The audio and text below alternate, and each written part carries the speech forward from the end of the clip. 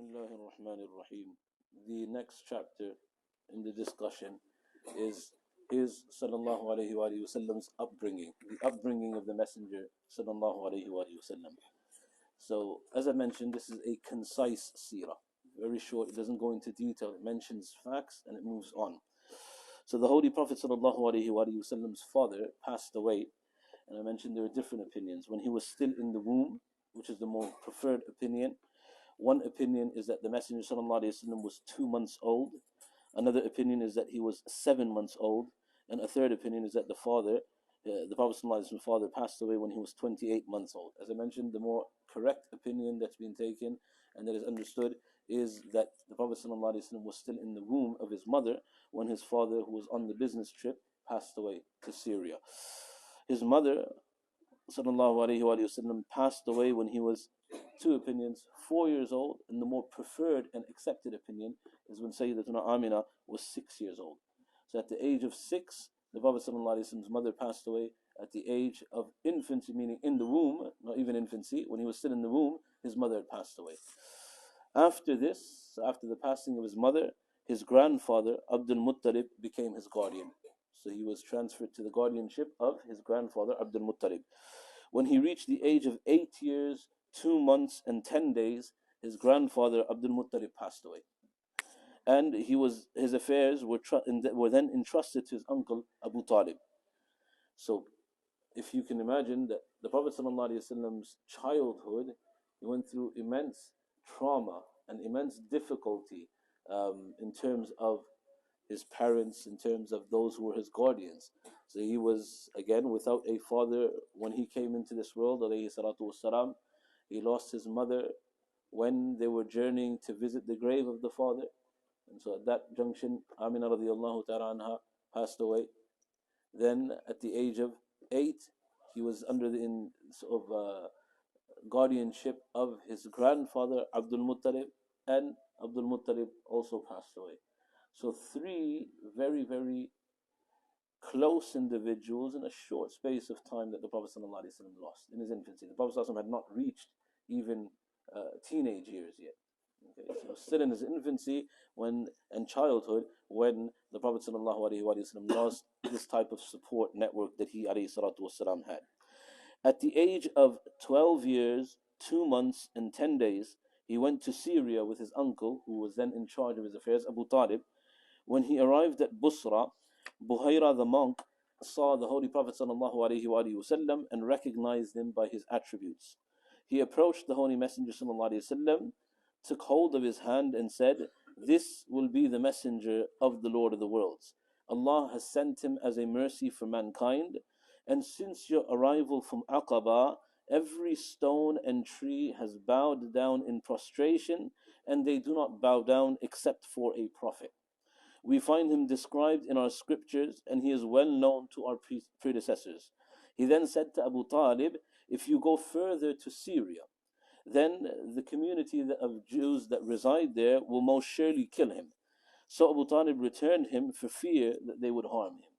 So this was the first indication given to the Messenger ﷺ during his life. The indications before, we've already sort of hinted towards that at his birth, certain things took place, certain things happened that indicated that this birth was not the birth of a normal person.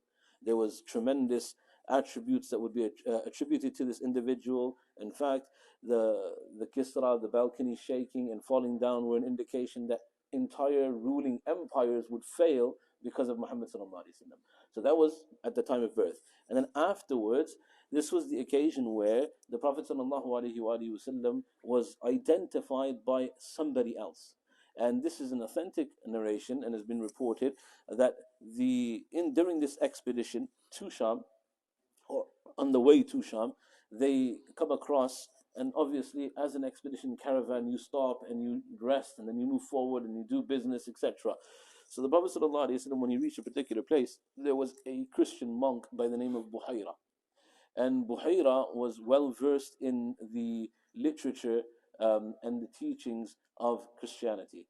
And he was honest to the fact that every single denomination at that point of religions, Christianity and Judaism, were both anticipating, because it's in their books, the final prophet. And the difference being is that from the Jewish community, the understanding was that it can only be from within them, from Banu Israel. This is the same objection they raised with Talut, the king, that when he was chosen by Allah subhanahu wa ta'ala to be the king of Banu Israel and lead them against Goliath before Dawood alayhi salatu wasalam joined, the first objection that they had was, well, he's not from us and he doesn't have wealth. He's not from kings. So how can he lead us?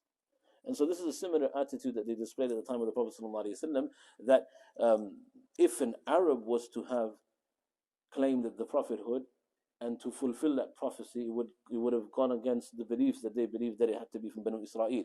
So Buhayra, who was just in his teachings and his ilm, when he saw the Prophet ﷺ coming, he noticed a few things. And one of the things that he noticed is that he mentions in that hadith that whenever the Prophet ﷺ passed by a tree, that it would prostrate in front of the Prophet, it would bend down or bow down. Now, someone may ask, well, why did only Buhayra see it?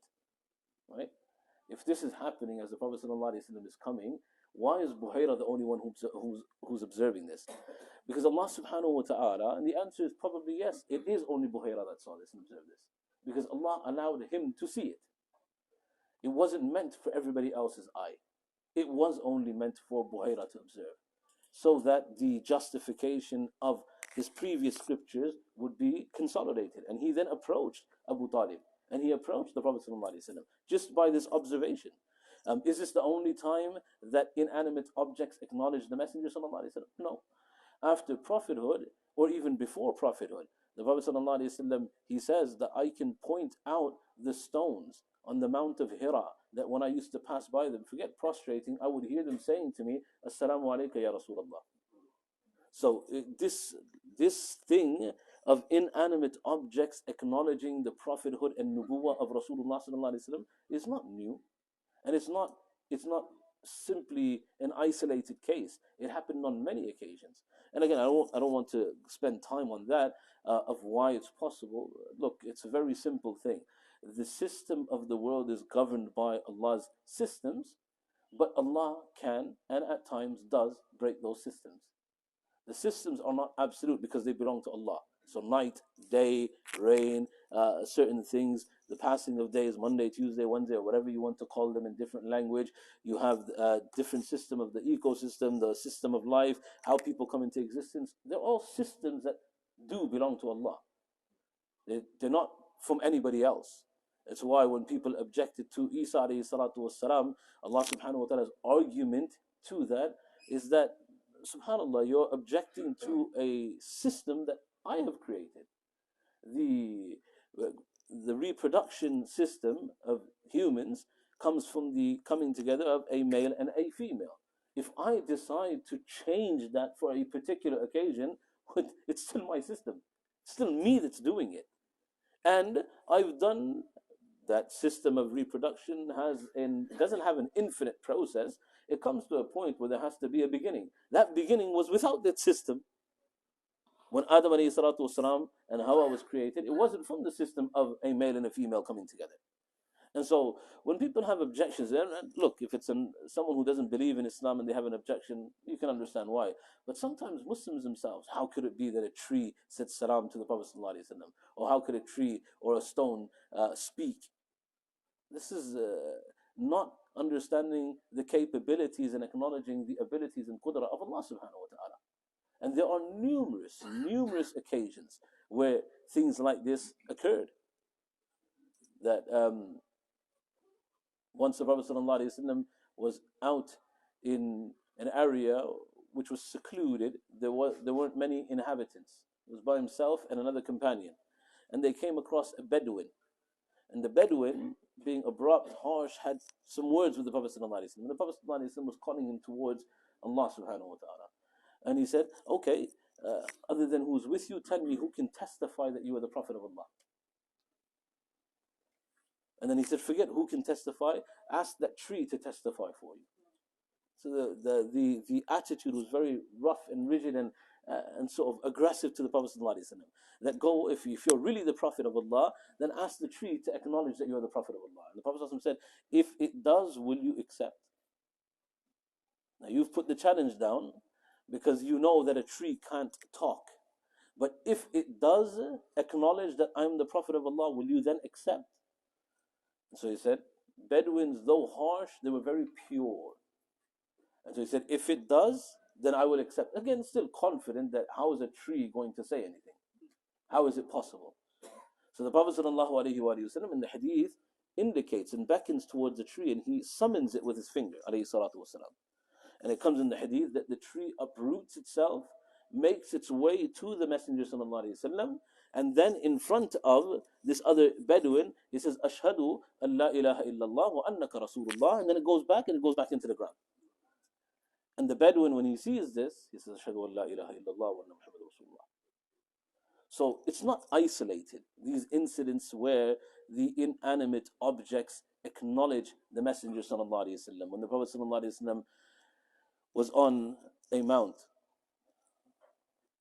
some narrations mention Thawr, other mentions Hira, that the Prophet ﷺ is standing on the mount, and with him is Sayyidina Abu Bakr as-Siddiq radiyallahu ta'ala an, Sayyidina Umar ibn al-Khattab, and Sayyidina Uthman ibn Affan radiyallahu ta'ala an. And the Prophet ﷺ is standing on the mount with these three individuals, and the mountain begins to shake. And so the Prophet ﷺ puts his foot down and says, Uskun, ya Hira, calm down. فَإِنَّ عَلَيْكَ نَبِيٌّ وَصِدِّيقٌ وَشَهِيدًا.